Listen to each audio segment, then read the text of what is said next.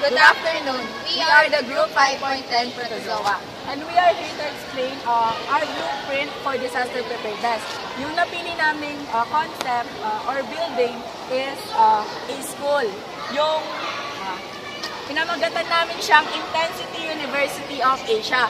Sa school na to, parang hindi lang yung kaalaman ng mga estudyante yung natututunan nila, kundi magiging aware din sila sa mga calamities and natural occurrences. Tapos yung school na dinrawing namin ay 2-story building. Tapos kung makikita nyo, may legend din batay sa mga kulay kung anong department sila nakabilang. So, red is for elementary, Green is for college, blue is for junior high school, and violet is for senior high school.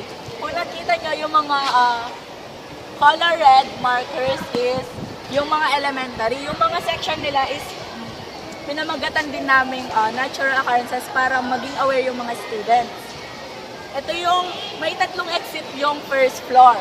Ito is para dun sa mga red na markers, which is elementary.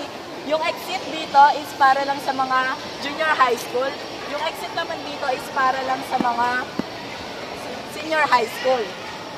and yung sa taas is for the college. Yung sa college department, may 2 exit. Yung unang exit is dito. Meron silang choices, which is dito and ito. Saan sila malapit? Kung saan sila malapit, doon sila pupunta kung may natural occurrences or kung may mga earthquakes, tsunamis, o na ganun na mangyayari sa kanilang school. At least prepared sila.